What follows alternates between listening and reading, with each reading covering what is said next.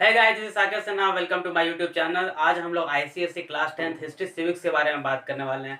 तो जिसको 85, 90, 95 board exam में लाने हैं वो इस वीडियो को एक सेकंड भी स्किप मत करना। और जिसको सिर्फ पास होना है वो केवल प्रीवियस ईयर रट लो, केवल प्रीवियस ईयर रट लो, पास हो जाओगे। ये वीडियो देखने का कोई ज़रूरत नहीं है। तो हिस्ट्री सिविक्स ऐसा टॉपिक है जिसमें हम आसानी से 100 में 100 स्कोर कर सकते हैं, क्योंकि इसमें ना तो कैलकुलेशन मिस्टेक होने का डर है, या ना तो फॉर्मूला भूलने का डर है, ना तो कोई लैंग्वेज पेपर है कि हम लोग ऐसे लिखेंगे तो फुल मार्क्स मिलेगा नहीं, या ग्रामेटिकल मिस्टेक हो जाएगा।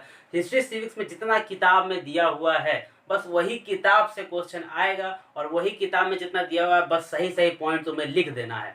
ठीक है, तो हिस्ट्री सिविक्स में 100 नंबर लाना बहुत आसान है, लेकिन हिस्ट्री सिविक्स हमें बहुत ही हार्ड और बोरिंग लगता है, क्योंकि हम लोग जो पढ़ते हैं और वो शाम में भूल जाते हैं। तो एक्चुअली सभी के साथ होता है, मेरे साथ भी होता था जब मैं क्लास 10th में था। तो आज हम लोग बात करने वाले हैं कि हिस्ट्री सिविक्स में हमें पढ़ना कैसे। तो मैं कुछ पॉइंट्स पर को डिस्कस करने वाला हूँ। पहला पॉइंट है, हिस्ट्री सिविक्स को हम लोग को इंग्लिश लिटरेचर और हिंदी लिटरेचर की तरह पढ़ना है। इसका मतलब क्या है कि जिस तरह हम लोग इंग्लिश को पढ़ते जाते हैं स्टार्टिंग से, मतलब कि स्टार्टिंग से जब हम लोग पढ़ते हैं किसी कहानी को, इंग्लिश में कोई कहानी होता है, मान लेते हैं मर्चेंट ऑफ वेनिस, तो स्टार्टिंग से जब हम लोग पढ़ना शुरू करते हैं तो एक्ट 1 पढ़ते हैं, सीन 1 पढ़ते हैं, फिर सीन 2, सीन 3, फिर एक्ट 2 में जाते हैं। मतलब कि धीरे धीरे हम लोग आगे बढ़ते जाते हैं और हमारा पीछे का सब समझ में आता है, मतलब सब कुछ हमें पीछे का याद रहते जाता है। ठीक है, तो वैसा ही हम लोग को हिस्ट्री सिविक्स में भी करना है कि ये कहानी की तरह पढ़ना है। ऐसा नहीं करना है कि जो छोटा चैप्टर पहले पढ़ रहे हैं और जो बड़ा चैप्टर है उसको हम लोग लास्ट में पढ़ेंगे। ठीक है, तो हम लोग को बिल्कुल कहानी की तरह पढ़ना है। हम लोग को कौन सा कहानी पढ़ाया जाता है हिस्ट्री सिविक्स में? इंडिया का 1857 से लेकर के 1947 तक, 1857 से 1947 का कहानी हमें पढ़ाया जाता है कि तो हम लोग कहानी कहाँ से स्टार्ट करेंगे?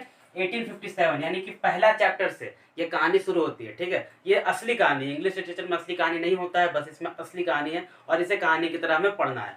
तो 1857 में क्या हुआ कि फर्स्ट वॉर ऑफ इंडिपेंडेंस हुआ, उसके बाद हम लोग हार गए थे, उसके काउजेस क्या थे, रिजल्ट क्या आया, उसके बाद अर्ली नेशनलिस्ट आए, सेकेंड फेज ऑफ नेशनलिज्म हुआ, बंगाल का पार्टीशन हुआ, मुस्लिम लीग का गठन हुआ। ठीक है, लखनऊ पैक्ट हुआ, लेकिन लखनऊ पैक्ट हटा दिया गया तुम्हारे सिलेबस से इस बार। तो उसके बाद लास्ट में गांधीयन मूवमेंट हुआ। तो ऐसे करते करते करते करते हमें आगे बढ़ना है, चैप्टर वाइज कहानी की तरह लेके चलना है। ठीक है, और उस तरह से हमें आगे बढ़ना है। फर्स्ट यूनिट में हम ये पढ़ाया जाता है।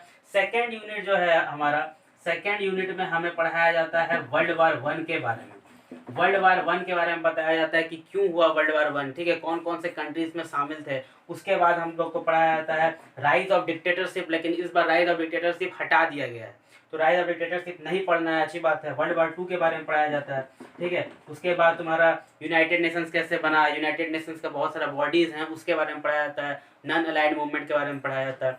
तो इस तरह से तुम्हें कहानी बना के पढ़ना है फर्स्ट यूनिट को, सेकेंड यूनिट को। जिस तरह से इंग्लिश लिटरेचर में मर्चेंट ऑफ वेनिस पढ़ते हो वैसे ही इसमें भी कहानी बना के तुम्हें पढ़ना है।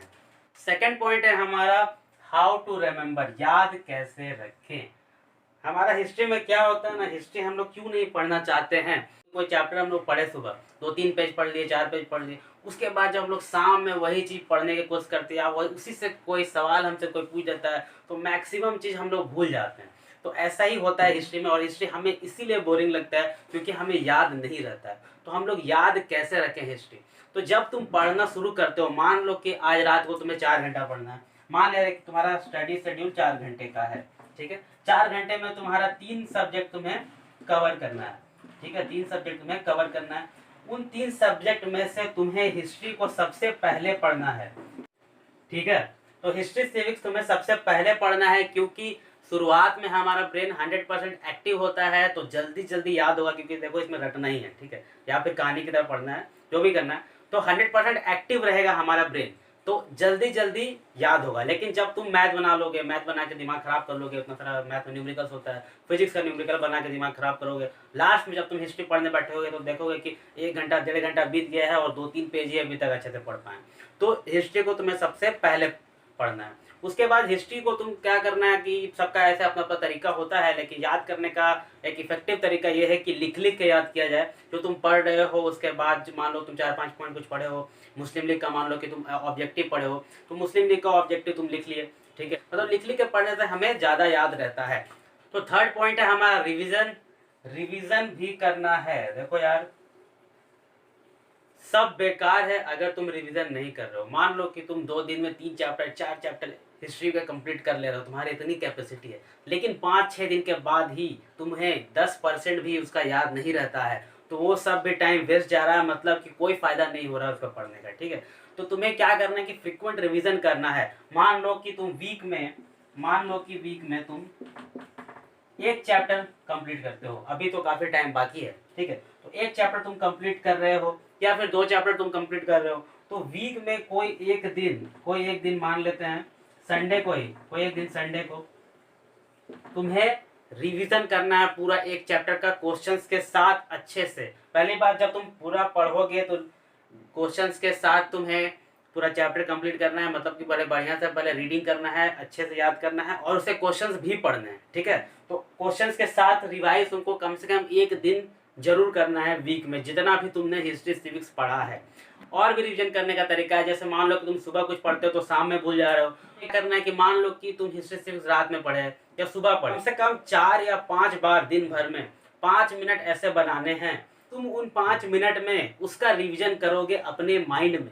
मतलब कि मान लो कि तुम कभी खाली बैठे हो, ठीक है, ऐसे बैठे हो, फोन स्क्रॉल कर रहे हो, इंस्टाग्राम स्क्रॉल कर रहे हो, उस समय 5 मिनट तुम थोड़ा सा रिवाइज कर लो कि मैंने आज सुबह में ये पढ़ा था, ऊपर से नीचे तक अच्छे से अपने माइंड को बता दो। ठीक है, कि मैंने ये सब पढ़ा था। उसके बाद 2-3 घंटा या 4 घंटा के बाद एक बार फिर से 5 मिनट के समय रखो, मतलब लिख के रखो ना कि इतना टाइम में मुझे ये सब करना है। और फिर यार हम लोग जब सोने जाते हैं तो तुरंत तो नींद नहीं आता, बेड पे जाने पर 5 मिनट आंख बंद करके रखते हैं, उसके बाद ही नींद आता है। तो उस बीच तुम्हें क्या करना है कि एक बार फिर से रिवीजन कर लेना है कि मैंने क्या क्या पढ़ा था।